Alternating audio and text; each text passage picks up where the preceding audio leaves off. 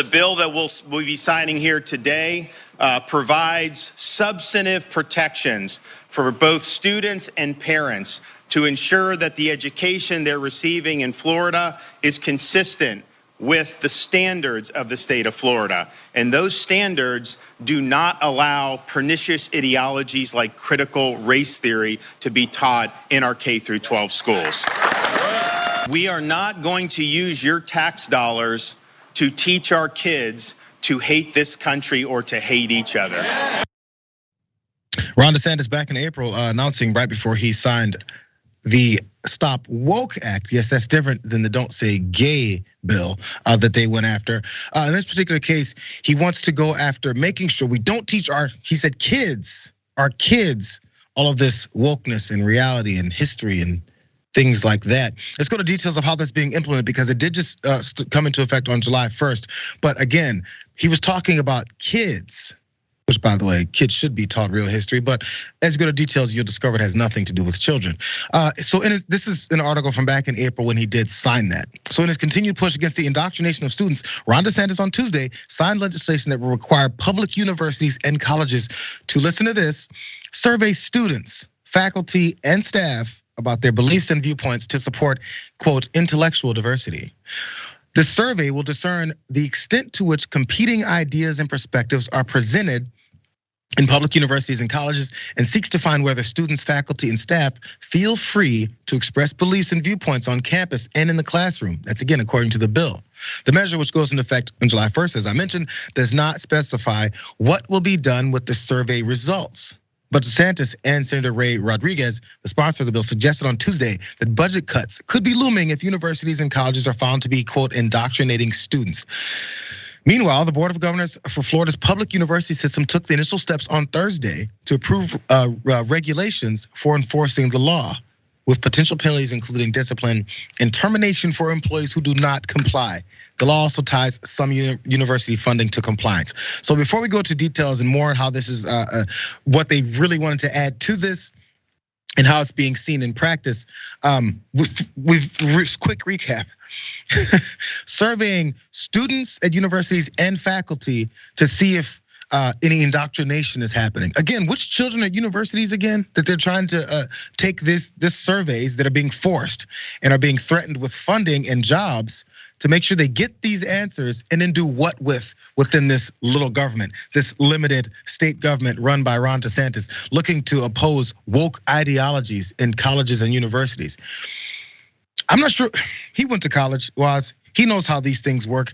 He knows that colleges isn't this place where you just walk in and you get indoctrinated with everything that's being told to you. Plenty of people are talking, plenty of people discuss, and you have these things called classrooms where you write and learn and speak about things. Man, I have so many thoughts about this. I think folks at home need to understand that Ron DeSantis is going to run for president in 2024. Yeah. He's going to oppose Donald Trump, and he's taking all of these measures so that he has, stripes on the board. He wants to show people that legislatively, he has done as many wingnut things as he possibly can. This is why he's doing this. He's trying to build a resume for his run for president in 2024.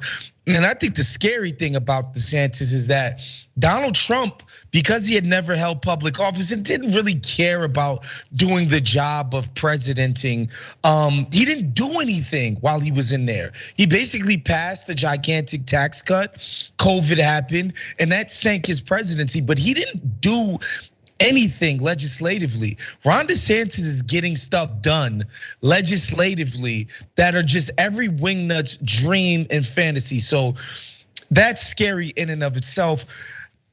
I think he's gonna be a thought leader for other folks in conservative states and districts, et cetera, to pass this type of wingnut stuff. But I think mostly this is just gonna have the effect of making schools in Florida less desirable for outside students. I think what's the best part about this, Jayar, is that this MFer went to Yale and Harvard, and the only reason he gets to be governor of a state as big and influential as Florida is that he went to those same elite institutions that he's dissing right now. It's hilarious. And guess what? People don't get to be Ron DeSantis because they went to wingnut factories like Liberty University. That doesn't happen. You get to be at the levers of power at elite institutions because you came from those same elite factories that Ron DeSantis was clearly manufacturing. So that's the most pernicious part about all of this is like, this guy knows exactly what he's doing. These Florida schools just become less desirable and you won't get to work at the Fed or Treasury or be at elite institutions that make the policies that govern our lives. DeSantis knows what he's doing. Always try to match up what people say versus what it is that they're doing. So he'll talk about how all these, you talk about the elite universities, and when Obama was running for president and was president, Harvard was like the bastion of hell. And if you touch Harvard, oh my God, you're this elitist, snobbish SOB, and you're looking to overtake the country. Oh my God, you know what he learned at Harvard? The same things you guys did. You guys all went there. But once someone else on their side went to Harvard, it's an elite institution and higher learning, and he knows everything about the world, and he's prepared to be president. That's how these things work. There's more about what he did here. There was drafts on this where they actually want to make political appointees decide some of these things. It's a complete political move and a gesture to try and change the entire process for learning in his state. And it flies under the radar. I just want to point that out.